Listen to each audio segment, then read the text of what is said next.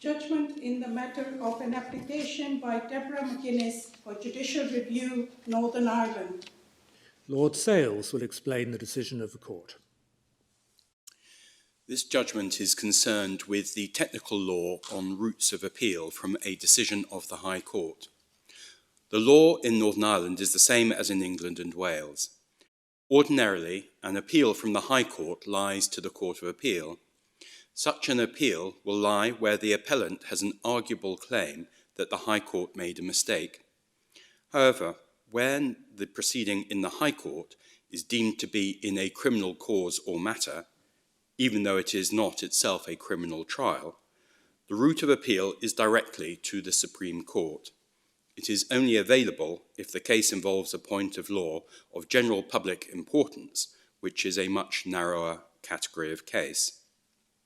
The reason for the difference in routes of appeal is historic, dating back to the 19th century. The relevant current statutory provision in Northern Ireland is Section 41 of the Judicature Northern Ireland Act 1978. This judgment is concerned with the interpretation of that provision. In modern conditions, it is recognised that it is anomalous that there should not be available the usual wide right of appeal to the Court of Appeal in criminal matters which arise in the High Court. This court holds that the phrase criminal cause or matter in Section 41 should be construed with that in mind, so as to avoid giving it an unjustifiably wide application which would unduly undermine the right of appeal to the Court of Appeal. The present case came to the Supreme Court as an appeal from a judgment of the High Court in Northern Ireland in judicial review proceedings. The judicial review concerned the operation of provisions of the Good Friday Agreement regarding early release of certain prisoners convicted of crimes during the Troubles as part of the political arrangements to secure peace in Northern Ireland, and the relevant statute of 1998, which gave effect to that agreement.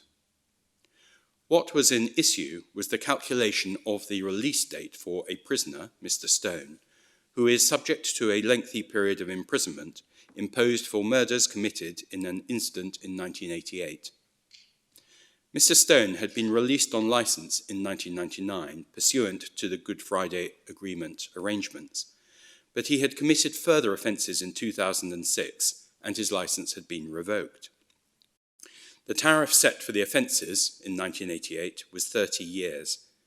At the end of the tariff, his case will be referred to the parole commissioners for them to consider whether he should be released on licence again. The question arose whether the period Mr. Stone had been released on licence, pursuant to the Good Friday Agreement, should count towards his tariff, so as to make him eligible for consideration for parole more quickly. The Department of Justice for Northern Ireland decided that under the 1998 Act, the licence period does count towards the tariff.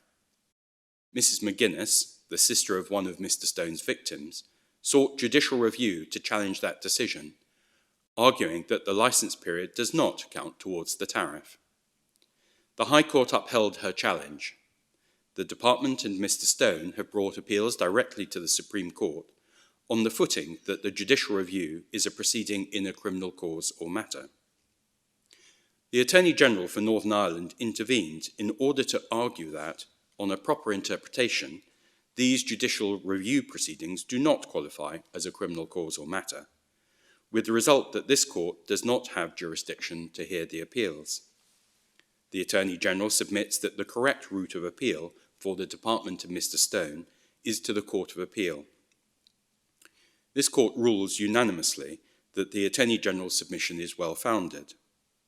The judgment reviews the historic background of use of the phrase criminal cause or matter in statute and case law going back to the 19th century. The basic test is whether the proceeding in the High Court relates to underlying court proceedings which put the applicant for judicial review in jeopardy of criminal punishment as the direct outcome of those proceedings. In the context of Section 41 of the 1978 Act, it is important that the phrase should be treated as tightly focused in this way in order to avoid removing ordinary rights of appeal in cases where that is not clearly justified.